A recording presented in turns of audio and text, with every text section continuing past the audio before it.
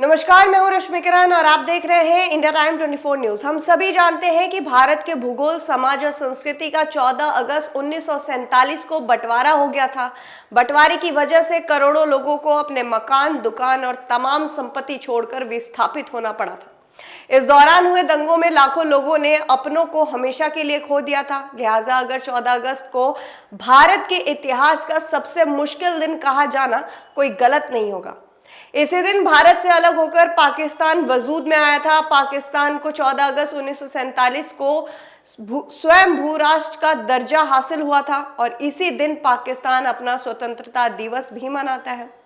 बता दें कि ब्रिटिश हुकूमत से स्वतंत्रता मिलने के साथ ही देश के दो हिस्से और फिर करोड़ों लोगों का एक देश से दूसरे देश में विस्थापित होना भारत के लिए सबसे पेचीदा दौर था।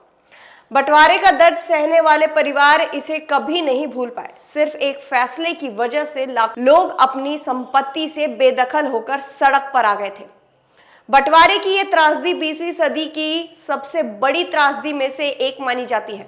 जब भारत को आजादी मिली तब देश की कुल आबादी करीब 40 करोड़ थी। आजादी मिलने के पहले से ही मुसलमान अपने लिए अलग मुल्क की मांग कर रहे थे। अलग मुल्क की मांग कर रहे थे। मुसलमानों का नेतृत्व मुस्लिम लीग के मोहम्मद अली जिन्ना कर रहे थे। उस दौर में हिंदू बहुल भारत में मुसलमानों की आबादी करीब 1/4 थी। भारत के पहले प्रधानमंत्री पंडित जवाहरलाल नेहरू देश के दो हिस्से करने के खिलाफ थे, लेकिन जिन्ना की जिद अंग्रेजों को जाते जाते एक लकीर खींचने का मौका दे गई।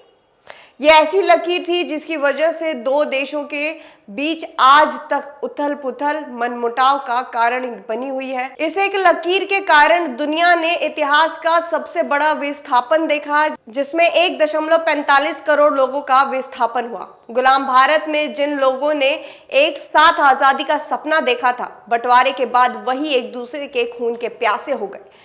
बंटवारे का सबसे ज्यादा दर्द दोनों मुल्कों की महिलाओं ने झेला। उस दौर का इतिहास लिखने वाले ज्यादातर लेखकों ने लिखा कि दंगों में हजारों महिलाओं के साथ बलात्कार और बदसलूकी हुई। DW की एक रिपोर्ट के मुताबिक दिल्ली में रहने वाली सरला दत्त ने बताया कि उस दौर में महिलाओं के लिए विभाजन का दर्द कितना बड़ा था। उन्होंने खुद इस दर्द को सहा था।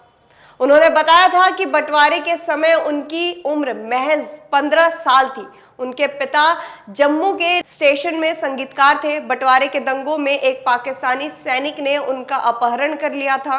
बंटवारे के बाद पाकिस्तान में हिंदुओं और सिखों के घरों पर मुस्लिम समुदाय के लोगों ने कब्जा कर लिया था। गैर मुसलमानों को पाकिस्तान छोड़ने की धमकियां दी जा रही थी। सरला दत्त ने DW को बताया कि पाकिस्तान से भागते हुए लोगों ने खेतों में रोते हुए बच्चों को पड़े देखा। उस दौर में ऐसा लग रहा था जैसे इंसानियत पूरी तरह से खत्म हो गई है। पुरुष बच्चों को छोड़ रहे थे। महिलाओं को डर था कि अगर तेजी से नहीं चली तो पीछे छूट जाएंगी। सरला बताती है कि अपहरण के बाद उनकी शादी मुसलमान सैनिक के भाई से करा दी गई। उनको जबरदस्ती कुरान पढ़ाया गया।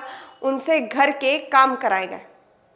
सरला दत्त के मुताबिक पाकिस्तान में हिंदू महिलाओं को नंगा करके घुमाया जाता था। महिलाएं उनकी ज्यादतियों की सबसे आसान शिकार बनी थी। बंटवारे में महिलाओं को दर्द की कभी खत्म ना होने वाली कहानी दी। बंटवारे ने दोनों देशों के लोगों के लिए हालात बेहद खराब बना दिए थे। लोग वहशीपन में महिलाओं के साथ बच्चों को भी अपना शिकार बना रहे थे। दंगाइयों की टोलियों खुलेआम देश छोड़कर जाने की धमकियां दे रही थी। हर तरफ मौत और वहशीपना अपना नंगा नाच रही थी। भारत को दो हिस्सों में बांटकर पाकिस्तान बनाने का काम बेहद अफरा तफरी में किया गया था। भारत के अंतिम गवर्नर जनरल लॉर्ड माउंटबेटन ने जल्दबाजी में बंटवारा किया। उन्होंने भारत और पाकिस्तान के लोगों की फिक्र नहीं थी।